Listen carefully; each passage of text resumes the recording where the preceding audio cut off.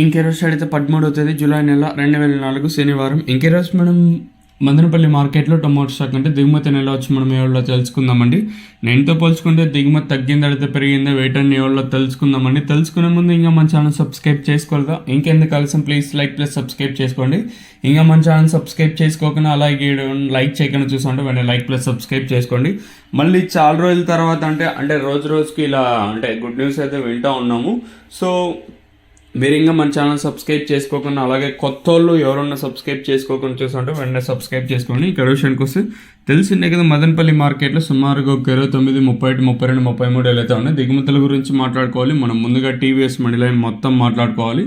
అలాగే స్టార్టింగ్ పాతాళం ఇలా చూసుకున్నట్లయితే ఇక్కడ టీవీఎస్ మండి లైన్ అలాగే పాతాళం ఒక 15% మేర దిగుమతి తగ్గింది. ఈరోజు అయితే అన్ని మండీలకి దిగుమతి తగ్గింది. ఈ మండీకి ఈ మండీకి తగ్గిందని చెప్పలేం, కానీ అన్ని మండీలకి ఈరోజు దిగుమతి తగ్గింది.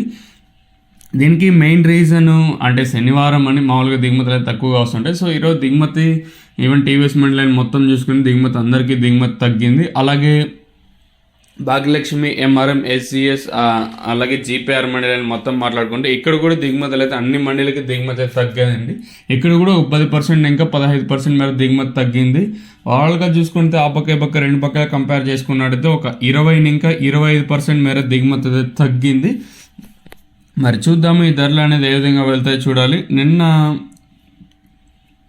వేలంపాట్లు చాలా ఫాస్ట్గానే జరిగాయి. సో ఈరోజు ఏ విధంగా వెళ్తాయి చూడాలి. ఓవరాల్గా చూసుకుంటే దిగుమతి అయితే పర్వాలేదు, ఒక 15% ఇంకా 25% మేర దిగుమతి అయితే తగ్గింది ప్రస్తుతానికి అయితే. నిన్న మదనపల్లిలో వర్షం అయితే పడిందండి. సో సుమారు ఒక 15 ఇంకా 30 నిమిషాల వరకు వర్షం అయితే పడింది. సో ఒక్కొక్కసారి 6 గంటల 10 నిమిషాల తర్వాత కూడా దిగుమతులు వచ్చే అవకాశాలు ఉంటాయి. అలా ఏమన్నా వస్తే దిగుమతి అయితే అలాగే ఒకవేళ ఆ స్థాయిలో వచ్చినా కూడా దిగుమతి ఒక 10% తగ్గినట్టే ఉంటుంది. సో ప్రస్తుతానికి అయితే ఒక 25% మేర దిగుమతి తగ్గింది. మరి చూద్దాము ఈ ధరలు అనేది ఏ విధంగా వెళ్తే చూడాలి.